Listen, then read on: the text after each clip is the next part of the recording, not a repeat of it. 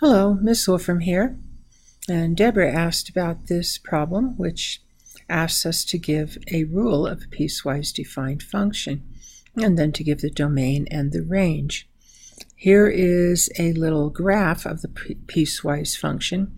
I emphasize little because it's too little for me, maybe for you. Let's click on this magnifying glass right here, and it gives us a nice bigger picture of the graph.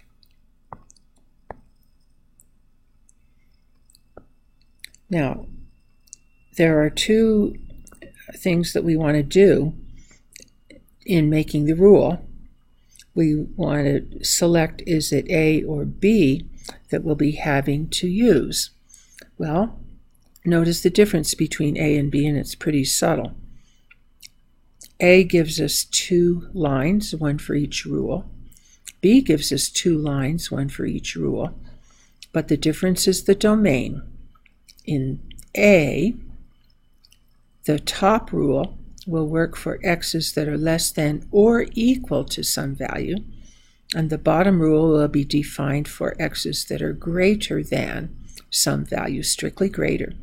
Whereas in B, the top rule is defined for x is less than, no equals to over here, and the second rule for if x is greater than or equal to. So what I would like to do is to look at my graph here at the place where the rule changes and say, as we're coming in from the left, is the point that would be the barrier point or the changing point. Is that point going to belong, that x value, to the rule for down here, or is it going to belong to the rule for up here? Well, as it happens, this is a closed-in dot.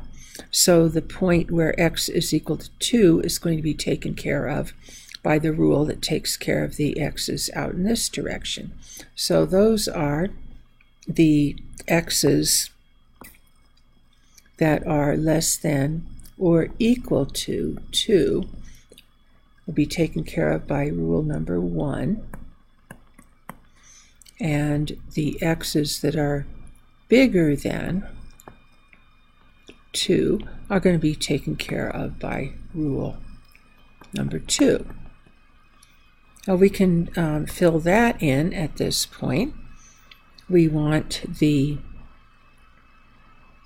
top rule to apply to x's that are less than or equal to. So that's choice A. And we can make choice A, and if we want to, we can check our answer. I think I have this interactive here. Come on, be a pen for a minute.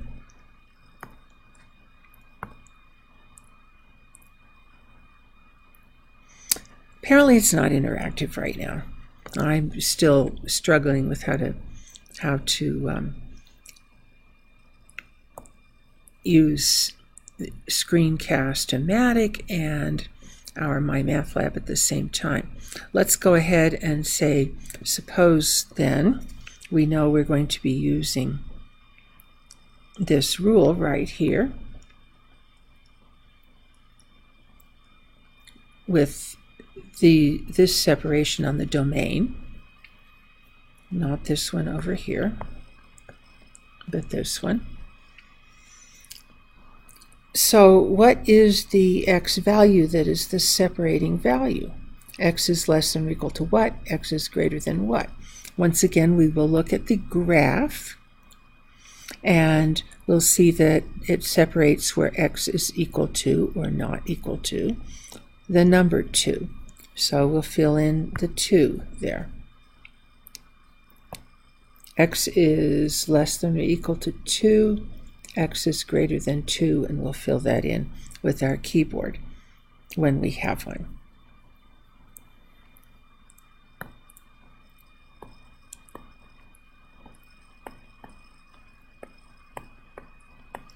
So those are the 2 separate parts of the domain. Let me erase this 2 because I was on a different page when I wrote that. I wasn't thinking about where it was going to be. Okay, so the domain of this picture is those x's that are less than or equal to 2. The domain of this part is those x's that are bigger than 2. And we've written that down here, and we would write that down here as well if this program would let us. In fact, let me just write those in. Okay, now what is this part? This part is to make the rule that will give us the correct shape for our graph, the actual points x and y. And both of these graphs are pieces of horizontal lines. And we know what the graphs of horizontal lines look like, and we also know what their equations look like. The equation of a horizontal line is y is a particular value. Y has a particular value. Y has the same value for the whole horizontal line, or in this case, for the piece of a horizontal line that we get until we run out of domain. Well, what is the y value for the bottom piece? It is -1. Y is equal to -1 as long as the x values are less than or equal to 2. So in here, f of x is equal to -1.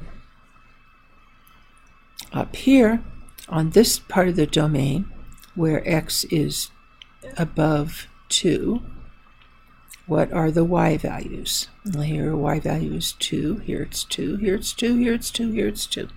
So f of x is equal to 2 for x's that are greater than or equal to 2. I hope that's helpful. Let me know if you have questions.